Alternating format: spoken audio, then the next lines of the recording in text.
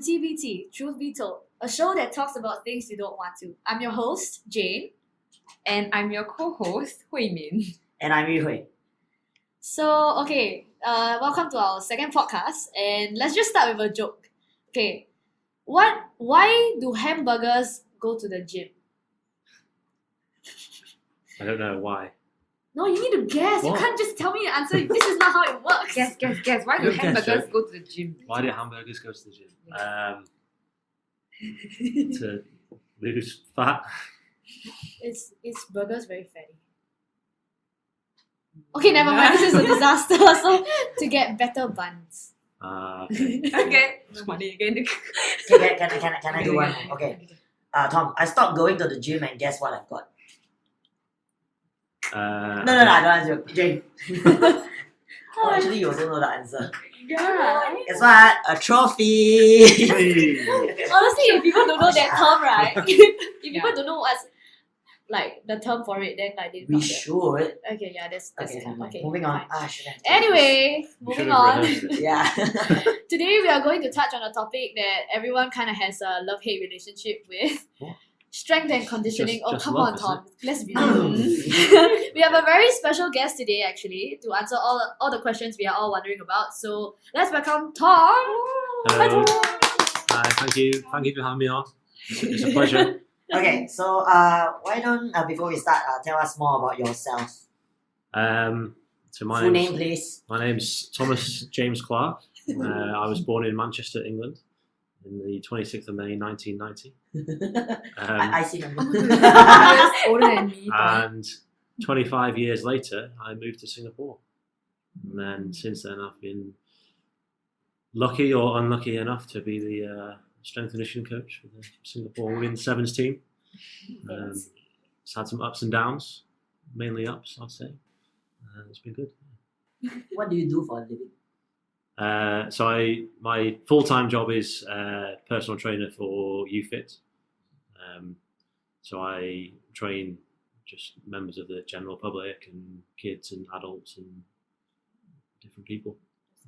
What do you major in though before you actually become? So I did sports science undergraduate, and then I did a master's in strength and conditioning. Oh, there's actually a master's in strength conditioning on Yeah. its own, like Yeah, Specialized. like a physio, Yeah. that kind of thing. I think in the UK it's probably been about 10 years since I've started doing that. So it's relatively new. So how did you end up with us? Yeah. So when I moved to Singapore with UFit, James Forrester was the national men's 15s coach. So he invited me down to work with the men's team, I think one Monday night, and the men were typically unorganised, so Wing grabbed me and I came and did a warm-up, I think, for the women's team. And pretty much ever since then, I kind of just unintentionally crossed over to the women's side. That's nice. You're in a good place. Were you there first? Yes, Yeah. I think I remember seeing you for It was St Andrews on a Monday Yes. night, which was, it must have been just after 2015 SEA Games. I think. I came in your I think it was like there? September. 4 years. Okay, anyway, so one more question. What is the dumbest way you have been injured? And why? How and why? Yeah, how and why? I don't know. I think the most frustrating was my recent, obviously, ACL injury, which was done at a charity touch rugby game against a under 17 kids team. Oh my goodness. Chu has Against reenacted. under. Chu has reenacted for us many times. She was there. Chu, Eunice Chu. Oh my goodness. She reenacted for us. So it was I think it was Tanglin Rugby Club's like opening of their clubhouse thing. So UFit got invited. So we turned up and didn't warm up or anything. We like, had a couple of drinks before it and messing around. And then pretty much the first play of the game, I tried like sprinting around the wing and then like pivoting back on myself. And yeah, my ACL just collapsed. So no one touched you? No. So I kind of collapsed and rolled off the pitch, and all the UFit physios were there on the other side, and None of them, From your yeah, feet. none of them came over to help me. They all left me Oh no, Uh, all by Yeah. yourself. They Like, thought he can take care of himself. they thought I just kind of hurt my hamstring or like something not very serious, or I was just being lazy or something.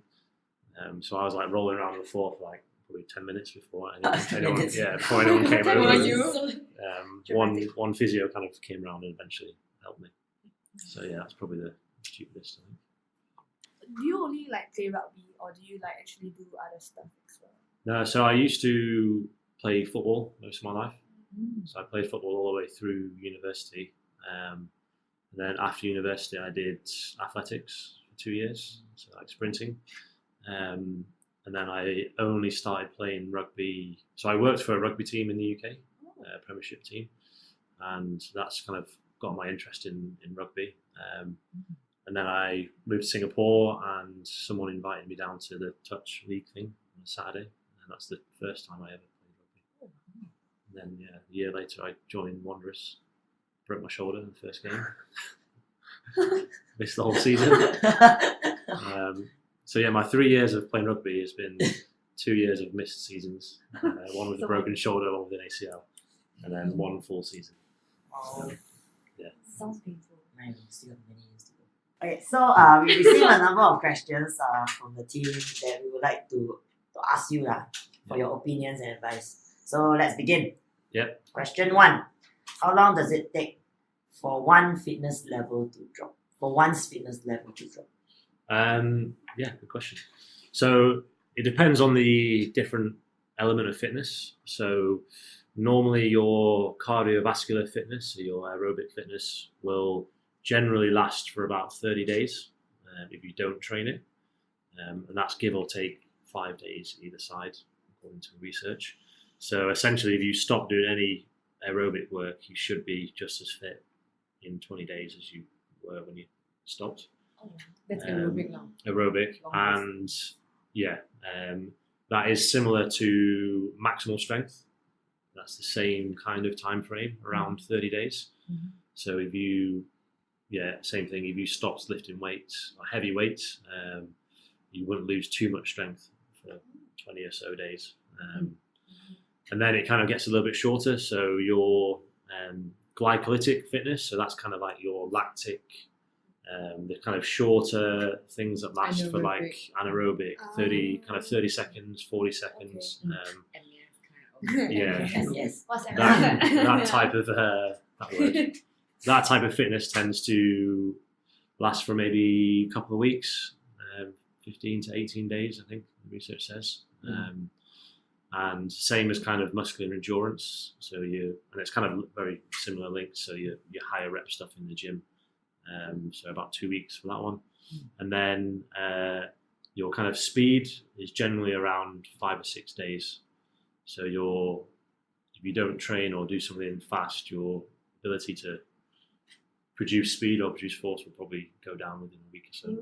Oh, no wonder every time I come back from holiday, the next training is always like, So it takes a week for our speed Yeah. to drop. do repeated sprints. I am So in trouble.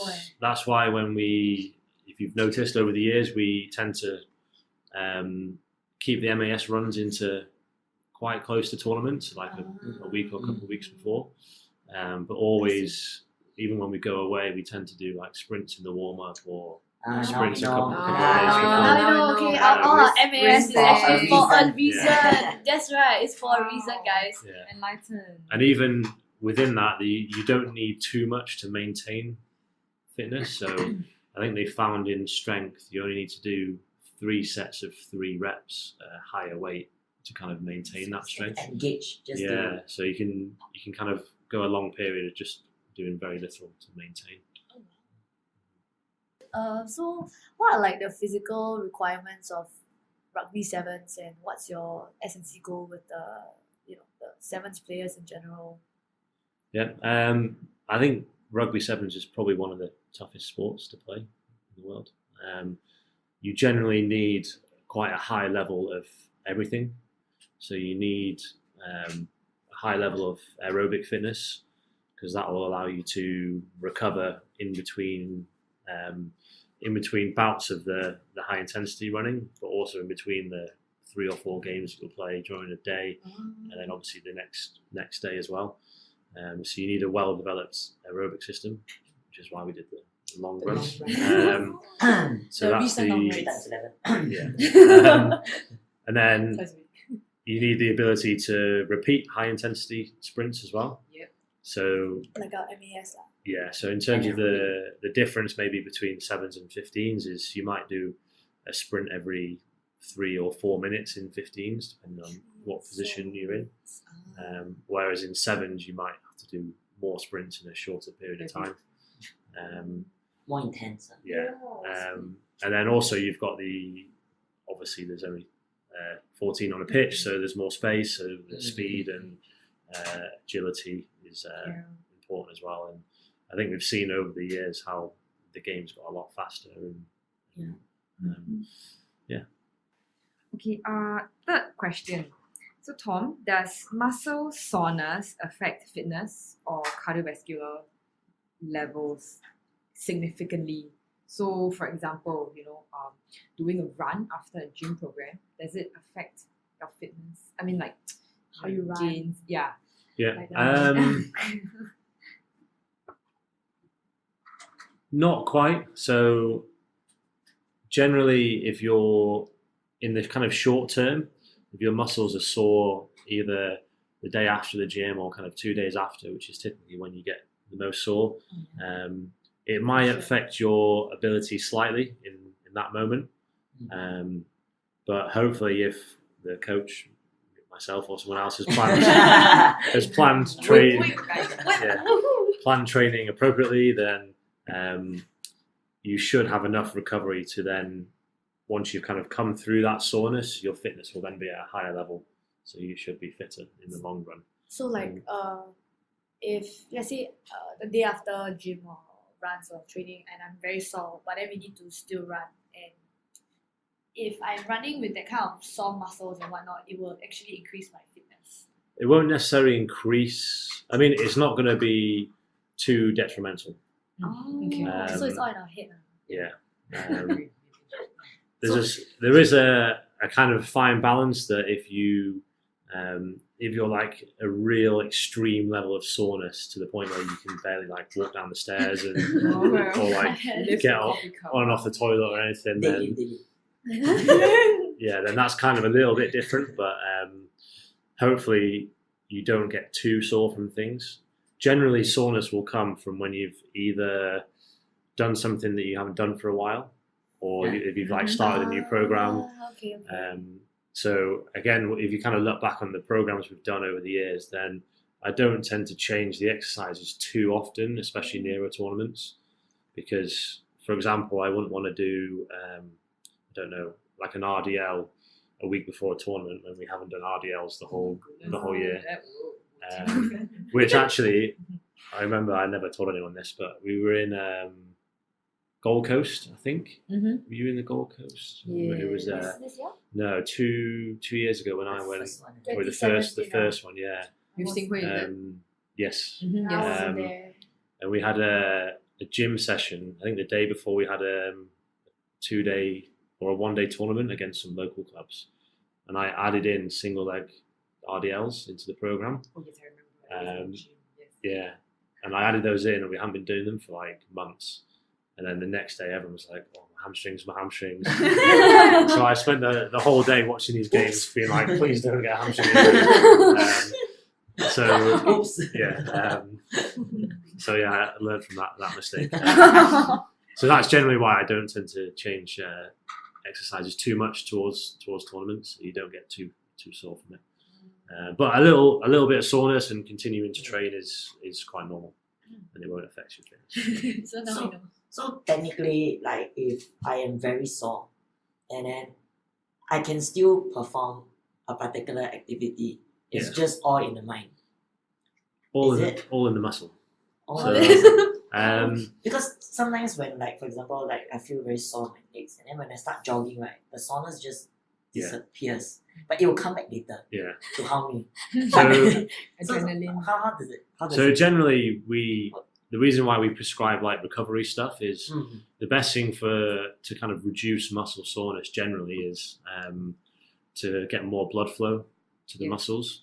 So then your muscles will kind of flush out the Like kind of acids. acids and things that have built up that have causing the soreness, and then they'll flush them out again, which is kind of like the whole thing behind ice baths and different recovery things, is that the cold kind of restricts your blood vessels, so that when you come out of the cold, more blood flows to those muscles, and so yeah, that's probably why sometimes you feel a little bit better.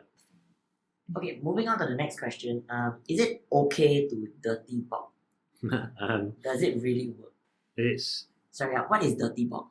For desperate people, What is like that? Like you Yes. eat like dirty fats, like like junk food lah to like bulk. large, Like, just 'cause- eating whatever to Yeah, gain to weight. like- make that weight, hit the weight and then you can Eat cut. whatever to gain weight. Yeah, cause like some bodybuilders Wow, actually it's do the that. life. Like they eat until like they're super big, right? Then they'll cut from there. Yes, it does work, but no, it's probably not the best thing to do. Not for rugby lah. Not for any sort of rugby or any sport generally. Reason being is you'll probably just gain fat alongside it, which you don't really want to do. So I think in some other questions we'll talk about the body fat and why having excess body fat is not ideal. So yeah, you generally don't want to kind of dirty bulk. Okay, You probably want to do, if you are looking to gain weight, you probably want to do it slowly over a longer period of time, because that way it's more likely that it's going to be muscle, and then the muscle you can then use to improve your speed and power and strength and stuff. Actually, since we're on this, right? Why are there like, sometimes like some people just eats a lot, right? Yeah. They eat a lot and then they just don't gain like as much as Are you people talking who about me and you? like some people just breathe and then they just gain weight. Yeah. You get what I mean? Like, Are you looking at no, asking for a friend. You're always asking for a friend. You So why is it like I like sometimes they say it's genetics or whatever. So how does it really? Yeah, I think there is a little bit of genetics in it. You do get kind of like naturally tends to be maybe the taller, slimmer people. Strong. You are strong. I know, like, even for myself, I find it hard to gain weight. I have to really make sure I'm eating enough food to do it. And also, I think sometimes people are unaware of the little habits that they might have that might be setting them back. Your sleep. So, yeah, other kind of lifestyle factors. It might be that the person who is eating loads is a PE teacher at school, so they're always like moving around and active, and Yeah, so they're exactly kind of describing Hui Bin, That is me. so their general kind of calorie burn day to day is higher than someone who's sitting in an office every day. So you've got to kind of account for that. So I should stand at my desk. You can. Wow. You should get one of those. Cycling You see the treadmill desks? Yeah. Walk Cycling on the desk. treadmill and- I work in a traditional company. We sit down and do work. But then maybe you struggled with gaining muscle mass. Of course. Like It's yeah, you said you're a straw. How do you even like gain muscle mass? So or, I like, started out in 2015, so and I was 51.5 kg. 51.5? Today I'm proud to say, 51.5. How tall are you again? You're proud to say? I'm proud to say that today I am 50. Actually, I was more than 56, but I kind of lost like until 55. Yeah, but anyway, the gain was like, wow, took very long. But it's pure gains lah. Like Yes, it's it's pure. pure Yeah. gain. I And that's can probably feel the it. best way to do Oh, yeah. It's Even though been it a is, yeah, long for sure. way. it. No, wait. You all need to understand. She's 55, and how tall are you? 167, 168. 167, 168. Yeah, I should be ideally at least 58. At least. Yeah, that would be nice. Nice. So what do you do to gain that kind of gains? I met up with Xing Hui and she went through with me like my eating habits and all. And it's really about putting in more meals a day. You know, when you have like 24 hours, 7 hours left for sleeping, right? So you have like 17 hours left to fit in as many meals as you want. You could at least- Anyways, like, I Yeah. cannot So do my that. goal is to fit in as many meals, and while others is to fit in less meals. Yeah, so it really translates to the muscle gaining gym. Because in the beginning I was gymming a lot, but I just wasn't getting progress. Yeah, sometimes I find it's hard because we train quite a lot, and obviously sevens is you're doing a lot of running and stuff as well. So Yes. And that's where, like, going back to one of the earlier questions, is at sevens you're trying to like train all different elements at the same time, and it's hard to balance those. So if you were to take 6 months off rugby, you probably would have gained that weight a lot quicker, and that muscle a lot quicker, because you were doing all the rugby as well. It's hard. Yeah, the running does kill. I think once you increase the MES to 120% from 100%, right? In 1 week, I lost 2 kg. Wow. And I just gained that 2 kg after a year. Tom, I was like, I looked at the weight, I was just like, I spent a year and it took 1 week for me to lose. So, management. Yeah. But it might just be like water.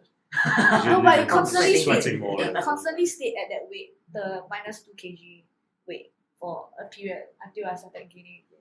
So I think sometimes you can, if you know we're going to do like a red week or a high intensity, if the MS goes up, then you just make a note to eat more. Yeah, I didn't to realize. feel that. Yeah, so I did try to eat more after that because like 2 kg is a lot.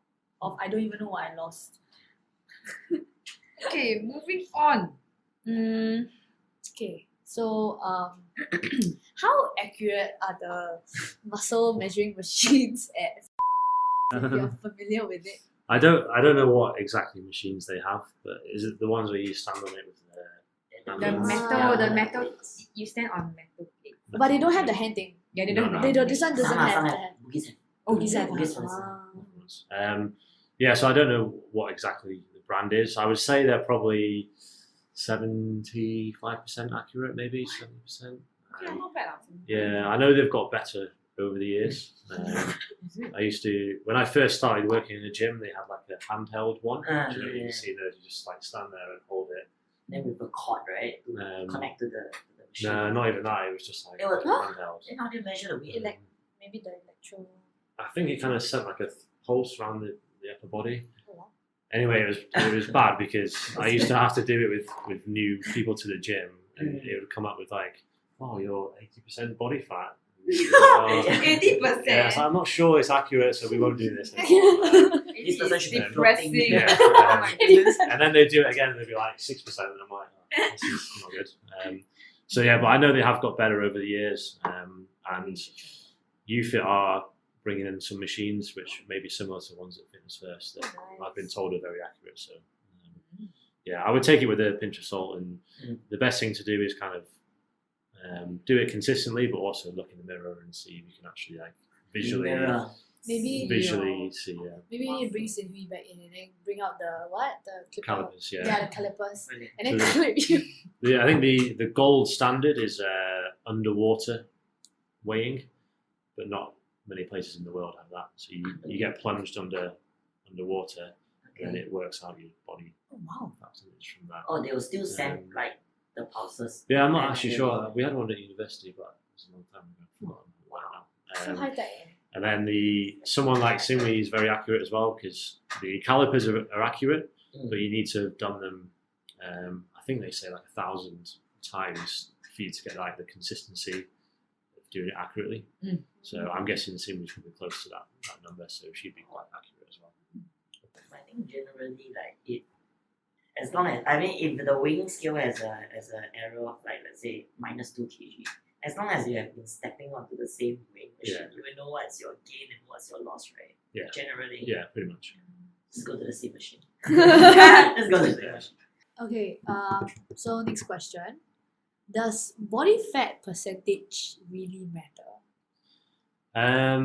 Yes, I think it does. I think if you look on the bigger scale, it matters. So the difference between someone who's 15, 20%, and if you were 30% body fat, that makes quite a lot of difference. Whereas if you're looking at the difference between like 15 and 16, then that doesn't really matter. If you're in the kind of right area, Okay. then the small things probably don't matter too much. But yeah, certainly if your body fat is over the kind of recommended amount for your sport and age and stuff, then that's going to be detrimental to performance. Essentially, you're just carrying around dead weight. So yeah, Carrying weights to run. it's just like if you were to go in training with a weight vest on, Oh. the weight vest is not helping you in any way. So fat doesn't help you in any way. It's just just carrying around extra weight. But even as a sportswoman, having too much fat is also just not good for your body in general. No, Yeah, So generally. what not. is the recommended fat percentage for women? Sports in sports. It's a good 18, question. I think it's 22? Professional, is it? I think you're looking at between 15 and 24 or something. Okay, 15 I actually, 24. I probably need to double check. So I've not looked at it for a while, but I know generally like men is kind of 10-12%, and then females are a bit higher. I increased my fat percentage from 18 to 19. You already said You just 1%, say, like yeah, 1%. the small things don't matter. It matters. Small victories. How is that a victory? You just said that to lower the better way. For me, it is. This She needs 1%. She, You wait, don't understand. you don't understand. She needs the fat. There are some people that needs the fat, and some people who For don't need warmth. Insulation.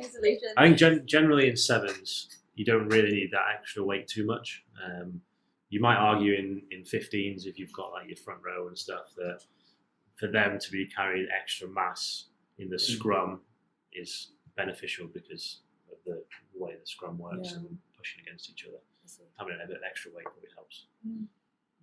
Okay. 27s lah. Okay, so we're gonna go on a commercial break. So, right back.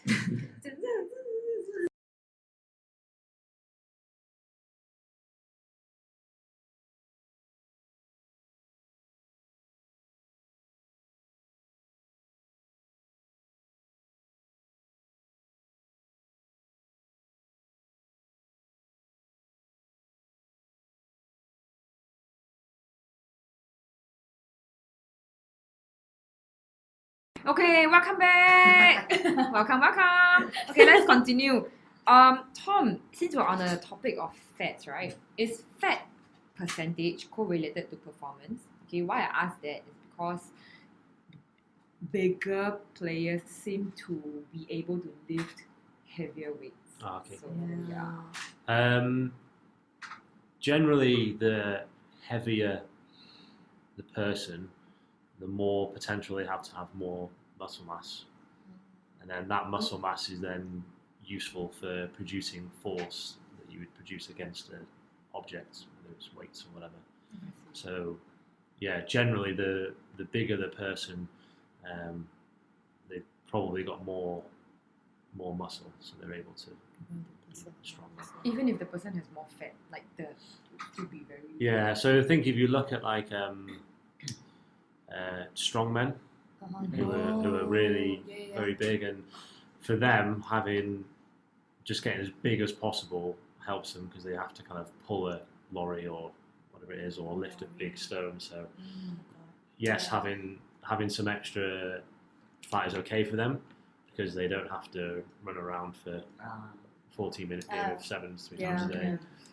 They just lift things. Yeah, so they're just lifting things. If you had someone who was like just quite overweight, maybe with a really high percentage of body fat and not really any muscle, then they probably wouldn't be as strong. So if you're looking at like general people, that might happen. But in the sense of like you're talking about in the gym, why the heavier players are stronger. Generally because they have more muscle mass because they are bigger. So let's say for example, person A has like muscle mass of 35 kg. Okay, muscle mass of 35 kg. But the person B, right, also has 35 kg of muscle mass, but this person is fatter, like has more fats. But so generally this person is heavier. With the same muscle mass, can he still lift the same weight? Good question. That's a very good question. I think it would depend on the event that they're doing. So there is potential for that person who's got extra fat to be stronger. So if you look at maybe weightlifters, like you get some kind of heavyweight weightlifters who are really huge, who are carrying a bit more fat, and then you get some who are leaner. So it just depends, really. If they've got the same amount of muscle mass, and depending on what event they are doing, that would probably depend on who would be stronger. Yeah, because like what you say, like in rugby, if the person with the heavier will need to expend more Yeah. energy, correct? But if it's just pure lifting, Yeah. probably If it's like a just- 1 rep max, then they've probably both got equal chance to lift the same. Okay. If it's anything where it involves something longer than Moving. generally moving around, the one who's got the least amount of fat would probably be more. Okay. lift that. This is why body comp is so important. Okay, so moving on, right? Why do we look or feel smaller even though the weights we are carrying at the gym are still the same or increasing? That is a good question because being stronger is not just so muscle mass is largely correlated to it, but there is also your central nervous system plays a component. So your central nervous system is like your brain and your spinal cord that sends signals to the muscles. So you can become quite strong without necessarily getting really big. Yeah. So a bodybuilder would train in a certain way where they try and get their muscles as big as possible by like pumping loads of blood to them, doing loads of high reps. So the muscles look bigger that way. Whereas you can get other people who just do kind of strength, so like lower reps. That generally uses more of their central nervous system to recruit the muscle fibers to be able to lift a heavy weight. Okay.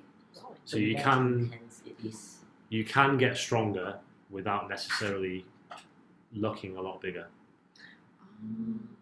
So for us, we do that a little bit. So we want to make sure that you're all strong, but I don't want to train you all like bodybuilders because we don't necessarily need to be too heavy and or doing that kind of training, which tends to lead to more soreness.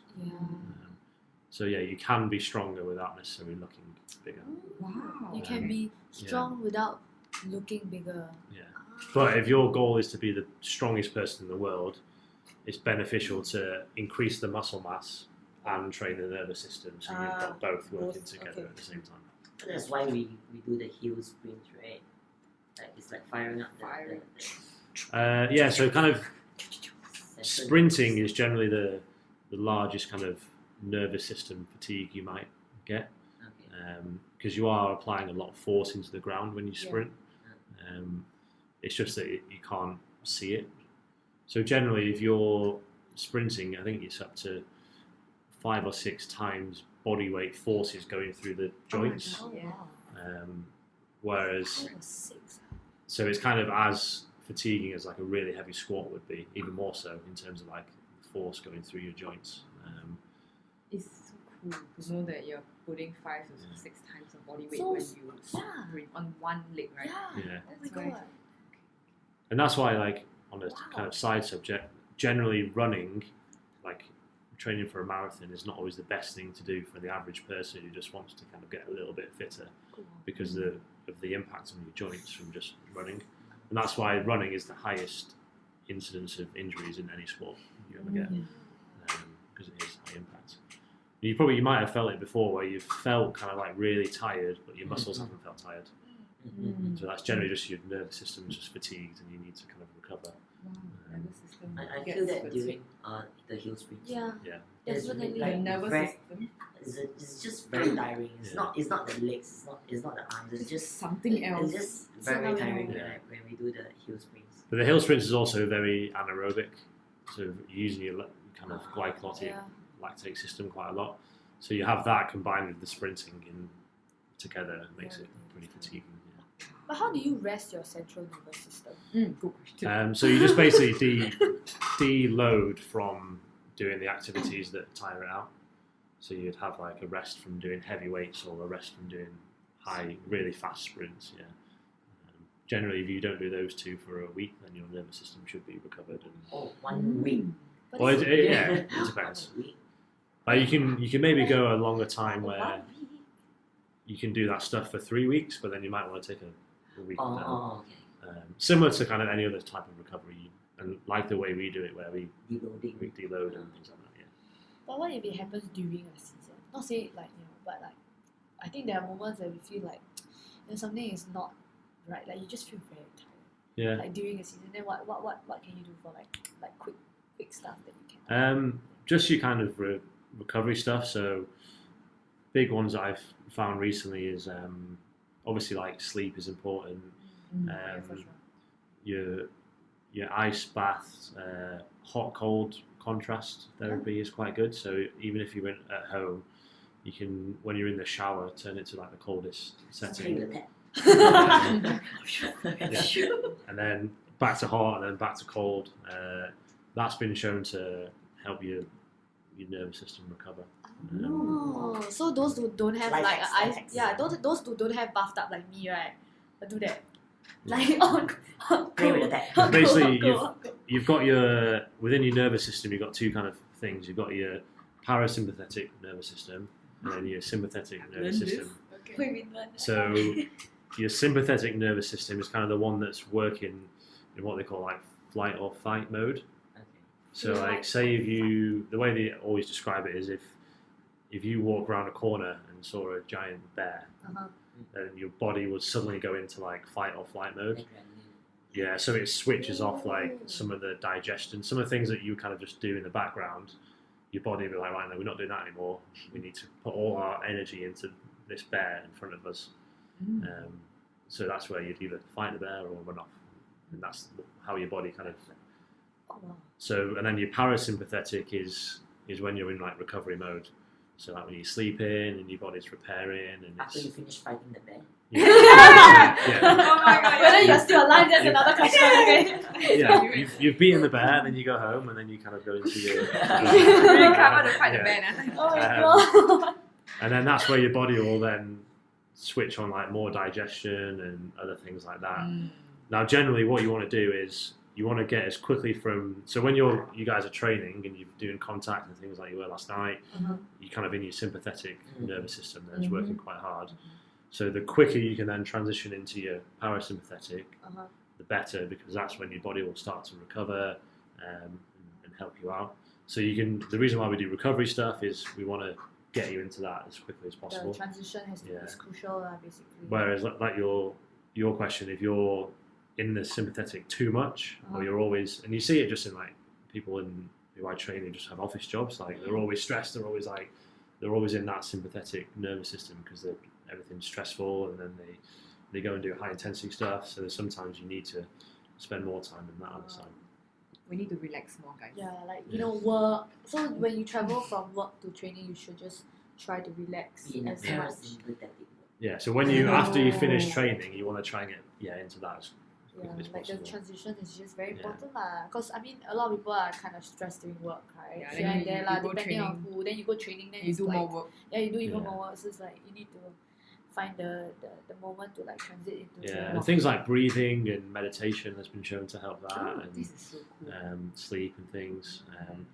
Being off social media and things like that is helps. Because I think sometimes social medias can have a negative effect in terms of it kind of spikes you up again a little bit, because you kind of, people are always like waiting for the like or the notification, and they've actually found that kind of thing releases a chemical in your brain, and that chemical is kind of like addictive.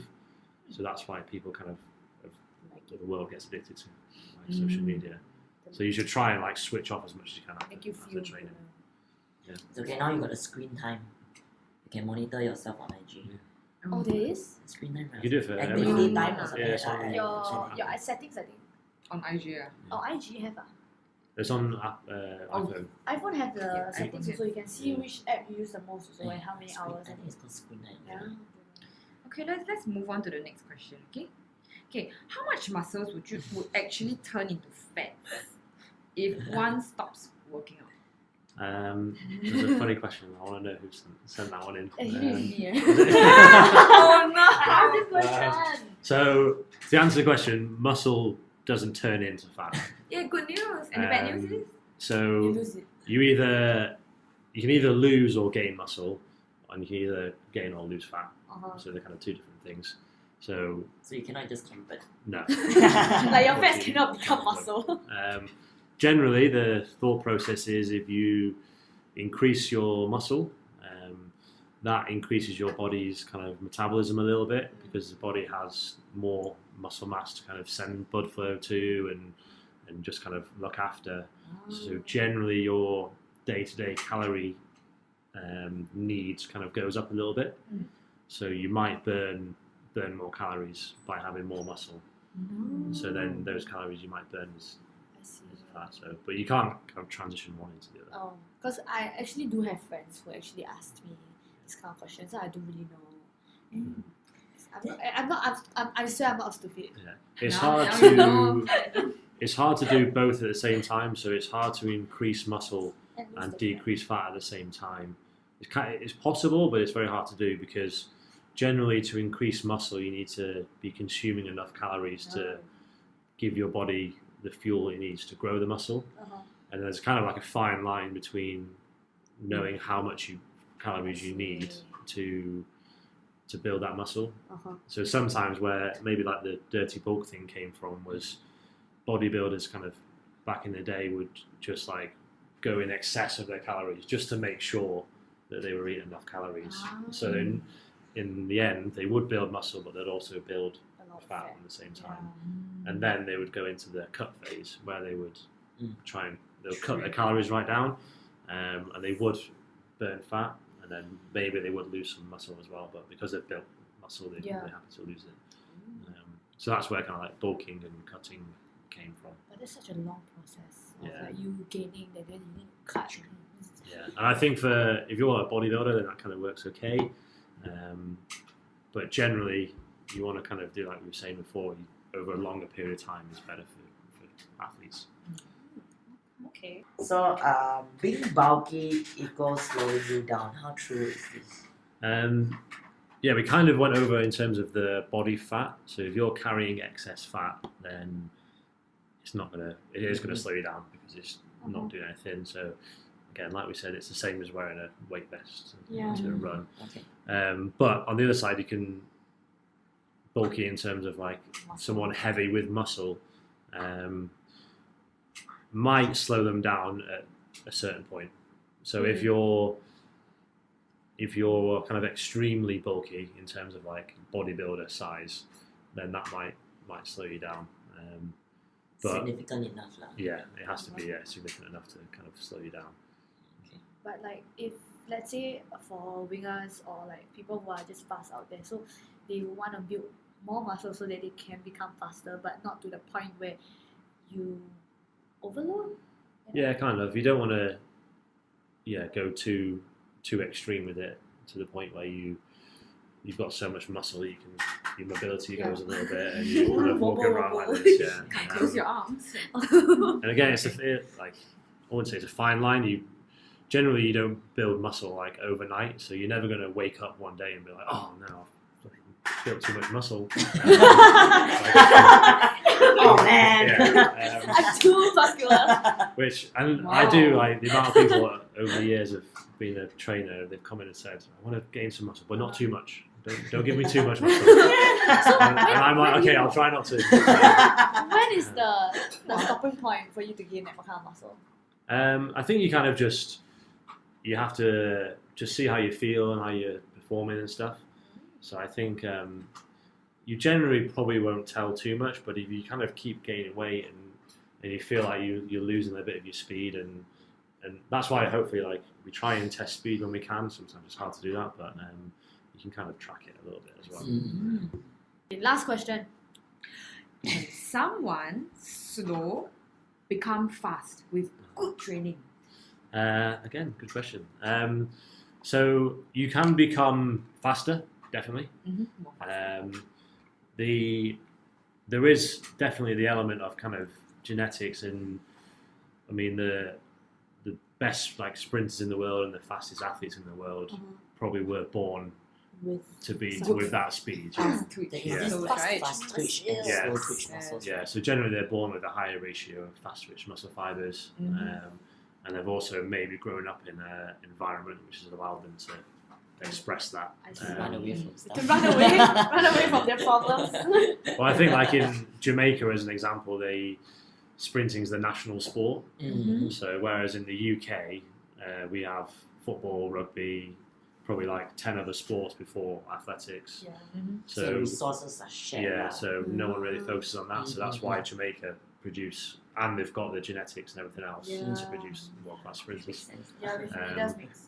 But having said that, you can, like I said, you can get faster. Can so or can't? You can. Oh, you can. Can, you can. So She cannot understand you. yeah, Can, sorry. can. Can La get faster? That was good. That was good. Yeah, everyone can increase speed. I think the frustration with the speed thing is it's hard to see it and it's hard to measure it. Whereas if you're in the gym, like you can visually see the extra 10 kilograms going on each side of the bench press. Uh-huh. Whereas if you were to say, oh, you got 1/10 of a second faster, it's hard to measure that and it doesn't seem like much, but actually in sprinting, those tiny kind of seconds are a big difference. They matter a lot, especially Yeah. those who are sprinters, right? One that like it can make or break a world record. So for example, my 100-meter PB is 11 seconds, Oh. but which doesn't sound. If you see Usain Bolt is 9.69, is it? Around there. So if you would say I'm only 1.4 seconds Oh, away 1 from It's long, right? from Usain Bolt, you'd be like, oh, that's amazing. But actually, I was only like 600th in the UK or something. So there's so small margins between it. Whoa. And if we had a race, like it would be, Bolt would just be like there, and I'll be like behind him, and it's still only 1 like 1 second point, might be like 4-5 meters So- away, depending. Probably more than that. Thanks yeah. for putting things in Um, perspective. So I think it's frustrating because it's hard to see and hard to measure, and I think it's also sprinting's a skill as well. So I don't think people train it enough, and it's always something that kind of gets missed out because we haven't got much time to train. So that's why over the years I've always tried to make sure we do sprint training and try and do it as much as we can. But technique also helps, right? Technique, yeah, and also within sport there is also the element of kind of reading the game as well. So certain people are better at reading the game in situations, so they can make movements quicker. Uh-huh. So they might on paper be the same speed, but actually in a game. So like for us, I'll use Alf as an example as someone who maybe doesn't test the best when you look at the actual testing numbers. I hope she doesn't mind me saying that. But sorry.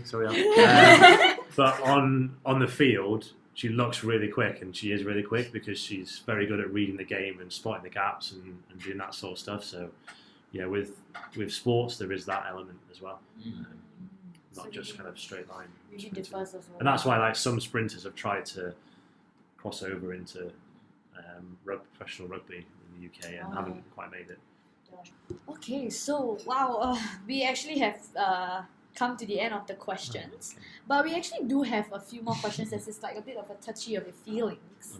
So, what have you learned being in our team for like the last 4 years? This is about your feelings, anything. My feelings. Yeah, it doesn't have to be S&C. It doesn't, I think I've learned a lot of pride with a PH. I think the kind of the teamwork and the bonding and the togetherness that the women's team has is something that I've been proud to be part of, and I think I've learned a lot in terms of that as well. And I think also just learning how to coach different people from different country for me and different backgrounds, and you can't just do the same things that you might learn at university. You have to like adapt it, and it's about making it fun as well. We've had fun over the last. I'm sure you 3-4 guys had years. fun, right? The Yeah. last 4 years. 2 years of mine was good. Even though like I can't like when when I first ran MAS, I'm just like, what is this monstrosity of a run? All I wanted to do was just lie on the floor. I remember when I first did math stuff, like the first year, everyone hated it, and everyone was like, "What is this? I'm not sure what it is. I'm working too hard." Blah blah blah. Resistance. And then that was the year we finished 5th, I think, on the Asian series. Oh wow. And then after that, everyone's been like moan about it, but kind of happy to do it because they know it does work and it's beneficial. Okay. we are very happy to have you also. Actually, I'm sure. You, Thank you. Happy to be here. I hope your Chinese has improved though over the years. Not even going to try to attempt it. Okay, so we've come to the end, but we have a bonus game for you. Right. So these are gonna be like would you rather questions. Ah, okay. So you cannot think, and you just need to give us an answer. Straight away. Straight. Okay. Is it from Friends?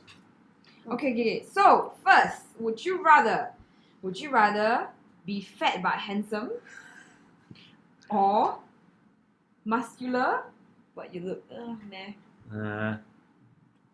Fat but handsome. Oh my god. Okay.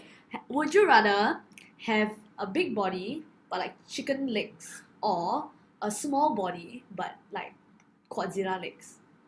Ooh, big body and small legs. Oh my god. Yeah, this one confirm one. Really, I will pick the big You legs. just wear trousers to cover the legs.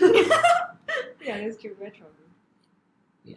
Would you rather play sevens or 15s? Ooh, sevens. Fair. Would you rather play forwards or backs? Or backs. Really? Straightforward. Run 5 kilometers or walk 15 kilometers? Run 5. Get over it. Done with it. Definitely. Fly or teleport? Teleport would be fun. Okay, last one. Okay, never sweat. Would you rather never sweat during a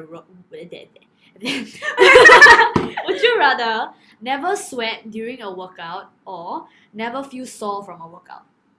Ooh, never sweat, I think. You'd You'd rather rather feel sore? sore? I would not want to Yeah. feel sore at all. I feel like in Singapore I sweat loads. It's so humid. So it'd be Mm. nice to not sweat. I don't mind feeling sore, but you feel like you've kind of worked out. worked out here. Oh, that makes sense. Okay. That makes sense. Yeah. Okay. Okay, so to conclude the whole podcast, firstly, numbers are not everything. So, I mean, we've covered quite a bit on that. Secondly, you can be small, but you can be really strong as well. Yep. So, size isn't the biggest thing when it comes to No. certain sports as well. But sometimes it does help. Sometimes, yeah. So if you like our podcast today, please follow us and continue. Yeah, like follow, subscribe, whatsoever where you're hearing it from. And I hope you actually enjoyed today's episode. And thank you, Tom, for being here today. Woo! Thanks for having me. Last question: where is your wedding? Where or when? Both. It's a week on Monday and it's in Spain, in Madrid. Oh. Buy your tickets. Okay, so I'll see you in the next episode and goodbye. Bye.